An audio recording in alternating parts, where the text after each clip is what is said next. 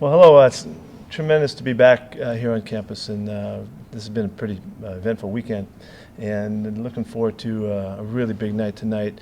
Honored to be with the 2015 class of USC's Hall of Fame, and it should be really fun, and it'd be great to see a bunch of people as well. But very honored and really humbled to be back here under these circumstances. It's been exciting. Yesterday was a big day, and again tonight should be great fun. So happy to be back here. What do you got? Yes? Can you just explain what it means to you to be bumped on campus for two significant awards, receiving an honorary degree and being inducted into the USC Hall of Fame after everything that you went through when you worked here?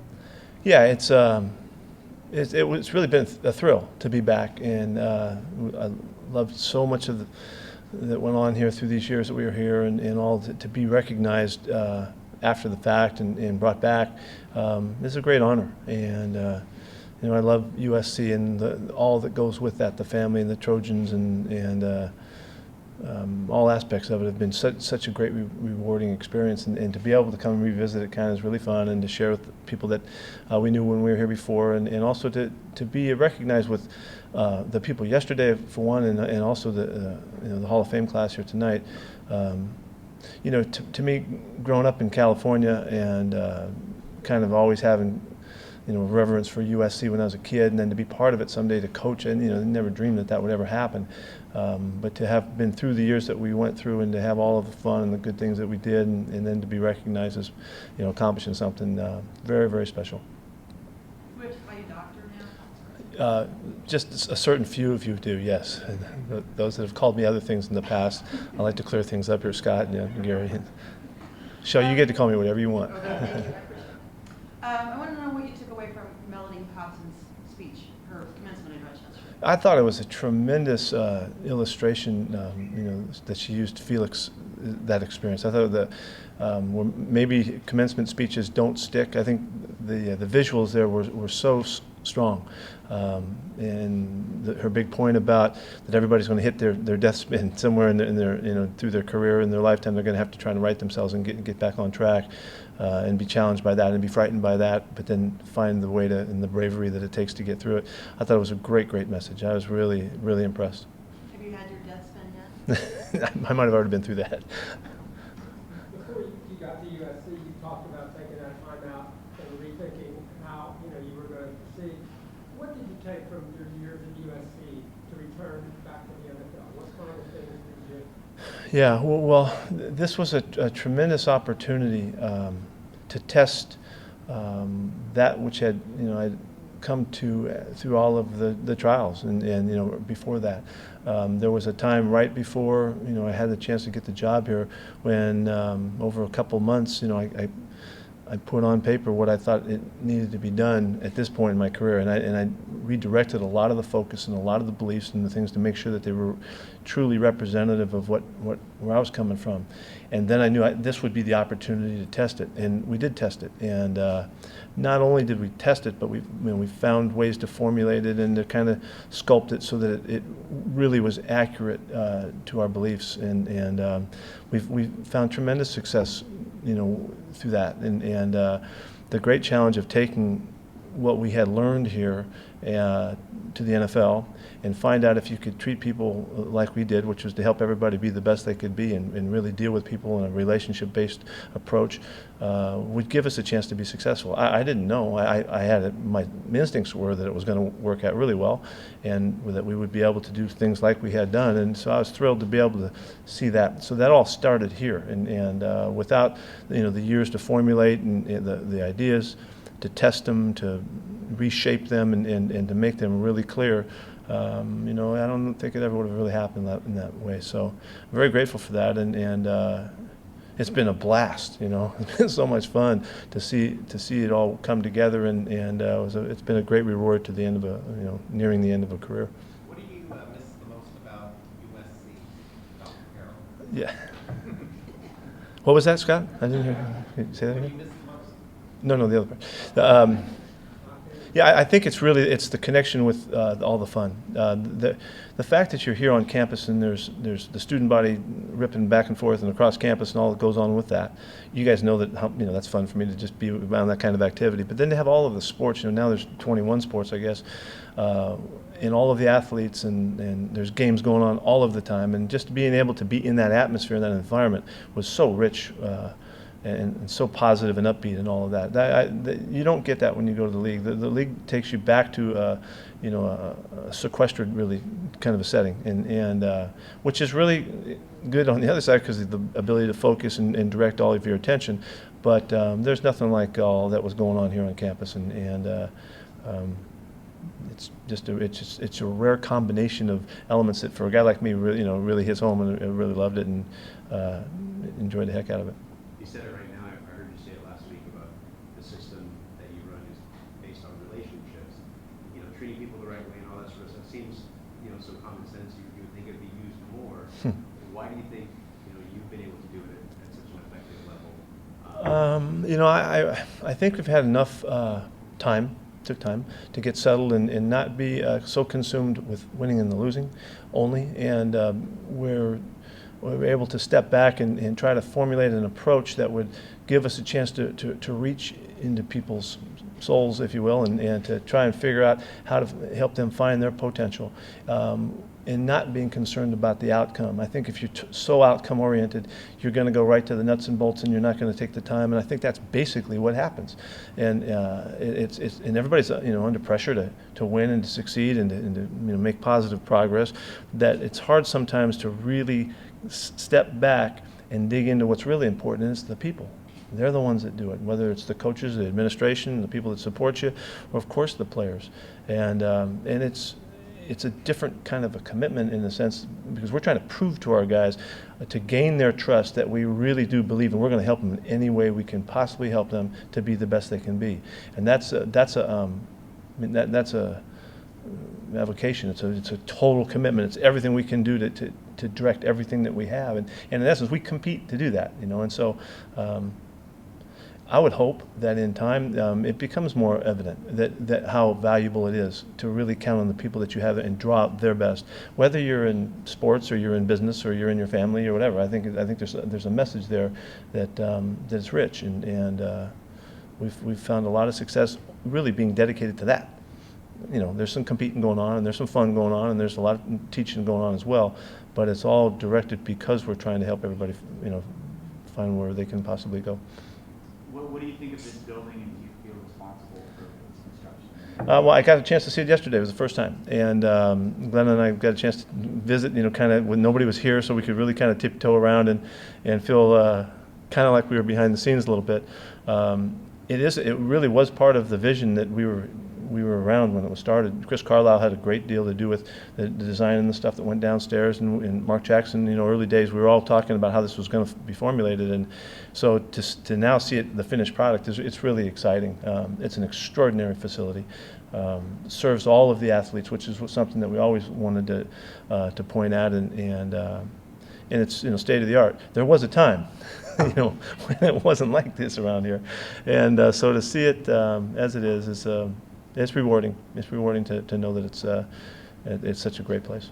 What was the biggest adjustment for you in reacclimating yourself back to the league? There really wasn't that much. I had spent so many years, in the NFL. I think it was 16 years or something. So, okay, it's a reacclimation, but it wasn't much because I didn't change anything. I just had to.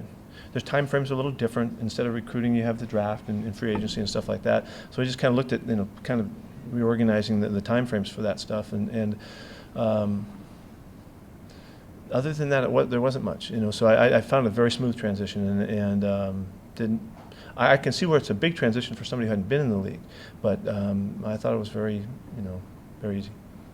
The way you kind of approach the free agent thing, though, it's kind of like recruiting. Well, there's no question. Some college type, recruiting. Well, particularly early on, you know, when I had a lot of knowledge about a lot of players that were coming up and coming through the ranks and all that, and we felt like we had recruited a lot of guys that were #1 draft picks and stuff like that. So, and we had heard about them as sophomores, and so we gained, you know, three years or so in there when we had some information that helped us some, gave us some insights to some of the guys we chose, matter of fact, but. The recruiting part of it, you don't want to get caught up in that because it's really about the contracts, you know, and so that makes it different. But there's an element to it. We really we're the beneficiary of you know, kind of an impression that the players have that this is a good place to come up in Seattle, and we get really good response.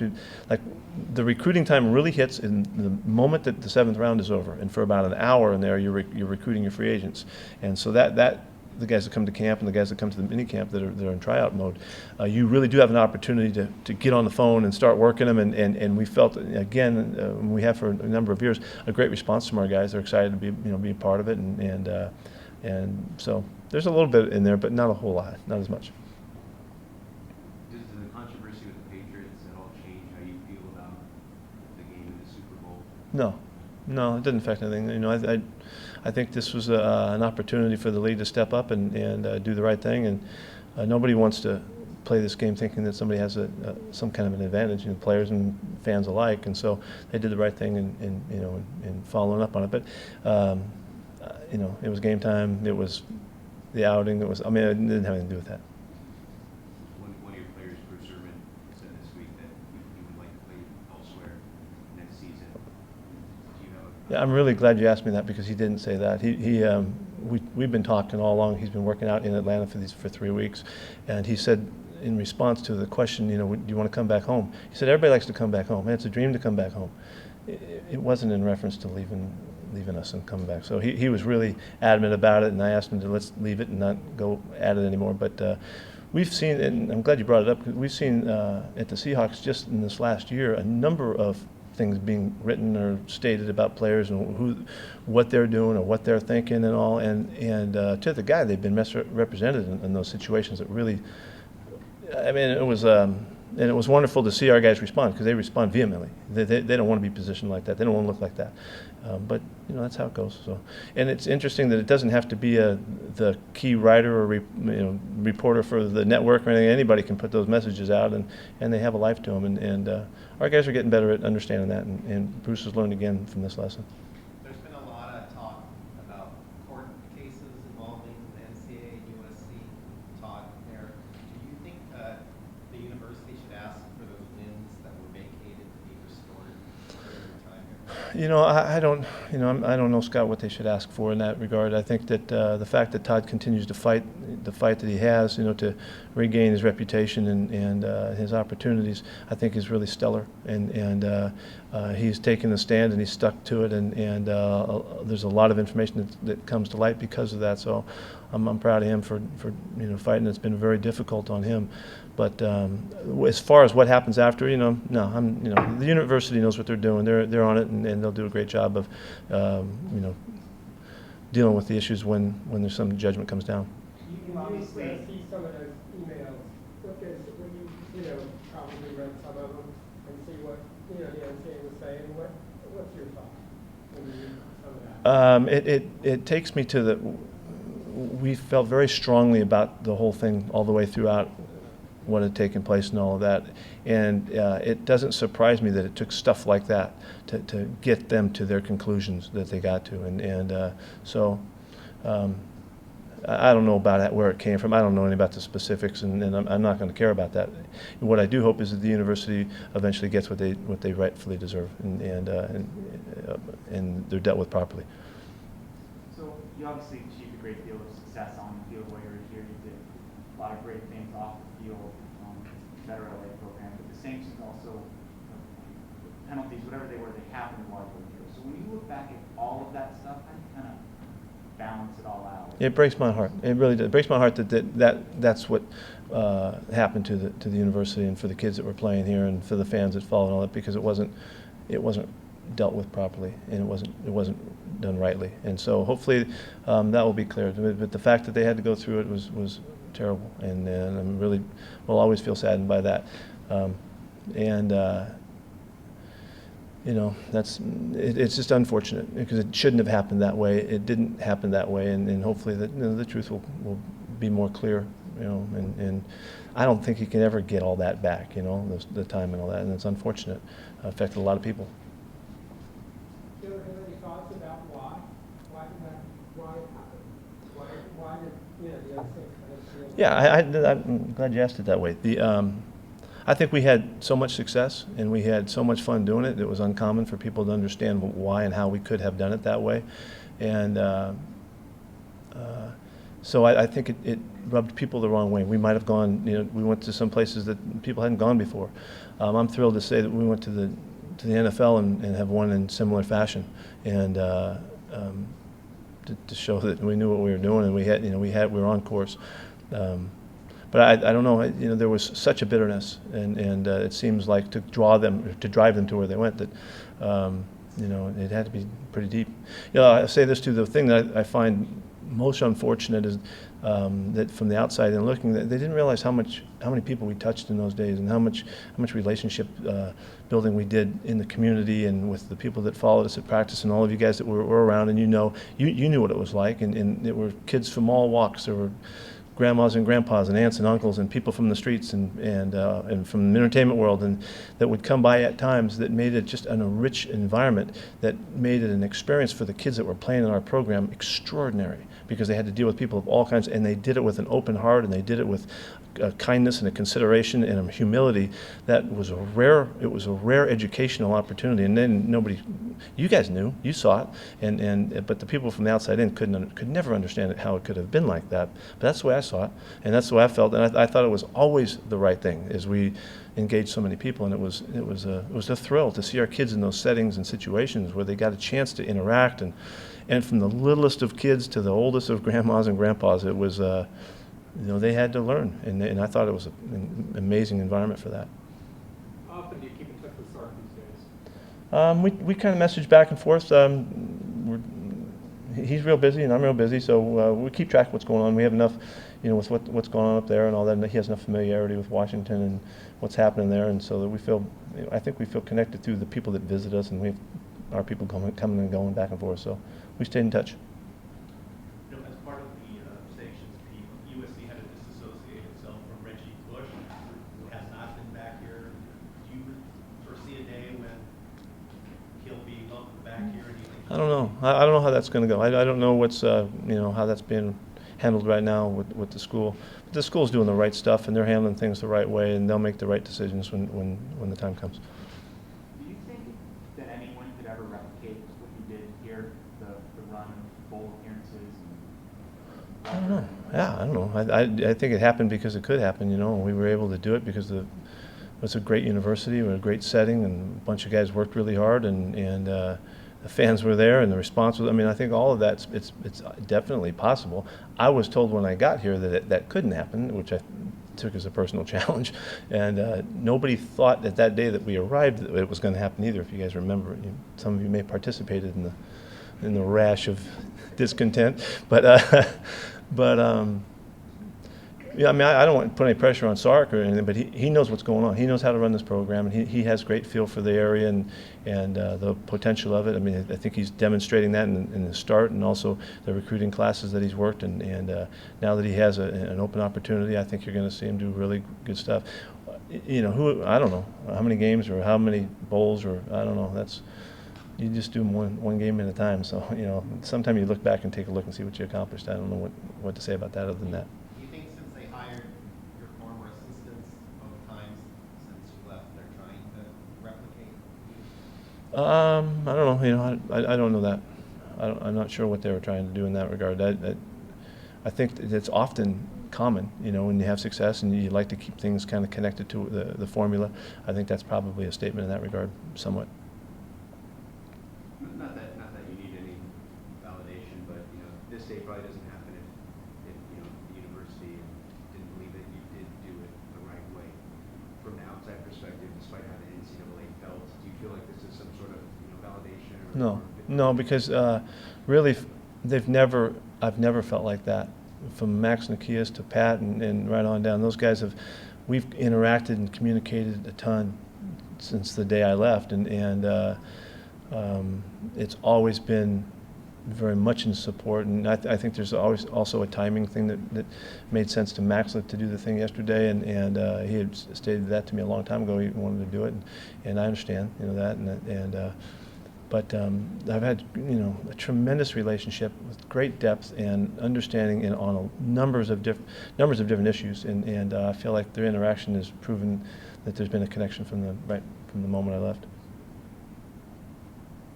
Is somebody in the Hall of Fame, or several somebodies that you're really going to be excited to be among that group now? Well, there's tons of them, but I'm really excited to be in with Jimmy Jones, because Jimmy Jones threw a touchdown pass the only time I ever was at a SC game when I was a kid, to Sam Dickerson in the corner of the end zone to beat UCLA, and the way I remember, I was 7 rows from the top of the peristyle end, and they threw it to the opposite corner, and I couldn't see a thing until I saw the news the next day. But I was there when Jimmy did that. I've always thought that was one of the great moments, in SC UCLA history, and because I was there, so I'm anxious to see Jimmy. But there's a tremendous class going in. Jack's going in. That's awesome that he's going in. And there's some basketball dudes. Harold Miner's going in. That's great players, and all of that. So it's a thrill to be going in with all these guys and the women too. So, but I'm kind of fired up to see Jimmy though. How old are you? I think I was probably like 17 or 18 or something like that. Yes. How do you compare the Trojan family to the Seattle fan base, to the clubs? That's a cool question. The Trojan family is extraordinary, and it's deep and rich, and it works its way through the generations, and the heartfelt support that they bring and have always brought, has really made the Fight Island spirit really a real thing. And never could I have imagined you go to the NFL and we would encounter a following like we have with the 12s. They're incredible. They're just incredibly loyal, willing to give of themselves. They've got a way about them. There's a support kind of mentality that they love you, through the hard times and the good times, and it's just an amazing following that has generated a historic environment to play in. And we're trying to ride the 12s whenever we can, and so they're very similar. They're unique in their own ways, but very similar, and it's great to have them for sure. Yes. Anything else, guys? Thanks, Paul. All right, guys. Thanks. Good.